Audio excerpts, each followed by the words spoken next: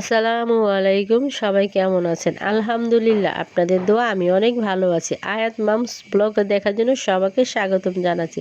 Hi everyone, আজকে কিন্তু আমি আবার পাবদা মাছ নিয়ে হাজির। পাবদা মাছ আমি রান্না করব, তবে কালকে যে গরু মাংস রান্না করেছিলাম সেই তরকারি আছে, তাই ভাবলাম আজকে এক রকমের তরকারি রান্না করি, মাছ আর গরুর মাংস হয়ে যাবে আজকে দিনটা।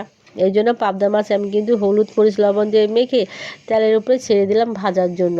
মাছটা আমি হালকা করে একটু ভেজে নিব, কারণ অনেকে হয়তো পাবদা মাছটা এইভাবে ডাইরেক্ট রান্না করে, কিন্তু আমি একটু ভেজে নিলাম, যেহেতু আদে বাবা মাছ খেতে চায় না, এই জন্য হয়তো একটু অন্যরকম করে তারপরে রান্না করে দিই যদি খায় সে। আর এই পাশে আলু নিয়েছিলাম ছোট ছোট 3টা, সেটাও ভালোভাবে কষিয়ে নিলাম। আসলে পাবদা মাছের রেসিপি হয়তো আমার চ্যানেলে গিয়েছে একবার, এই জন্য আমি আর রেসিপিটা পুরোপুরি দিলাম না। তবে আজকে আমি কী খেলাম সেটাই আপনাদের সাথে শেয়ার করলাম।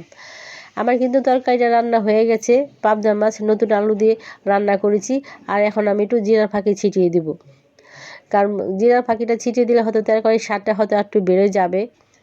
এই জন্য আমি রান্না করার পরেই জিরার ফাঁকিটা দিব, কারণ জিরার ফাঁকিটা আমি আগে ভেজে নিয়েছি, কারণ ভাজা জিরা পরে দিলে কোনো সমস্যা হয় না। এই জন্য আমি এখন ছিটিয়ে দিব। কেমন হলো অবশ্যই আমাকে কমেন্ট করে জানাবেন। যদি রেসিপি এটা দেখতে চান আমাকে কমেন্ট করে জানালে আমি এই রেসিপিটা আবারও আপনাদের মাঝে নিয়ে আসবো বা শেয়ার করব। আমি কিন্তু এখন জিরা ফাঁকিটা দিয়ে দিলাম।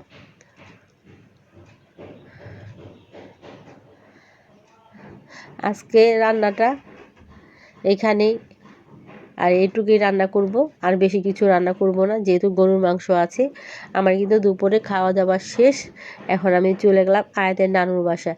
আয়াতের নানুর বাসায় যেয়ে দেখি আয়াতের মামি নাস্তা বানাচ্ছে। তো নাস্তা বানাচ্ছে পাউরুটি দিয়ে। এইখানে মাংস আছে, মুরগির মাংস, পেঁয়াজ, 2টা ডিম, তারপরে কাঁচামরিচ, গরম মশলা, এলাচি, হলুদ গুঁড়া, মরিচের গুঁড়া, গরম মশলা আর বিভিন্ন ধরনের মশলা দিয়ে তারপর পাউরুটিকে রেখে ডুবা তেলে ভেজে দিল। আর এই যে একটা শেয়াজাদের আয়াতে, এরা অনেক দুষ্ট হয়ে গেছে। কেন জানেন? যখন যেটা শেয়াজাত ধরে সেটা আবার আয়াতের লাগে, যেটা আবার আয়াত ধরে সেটা শেয়াজাতের লাগে।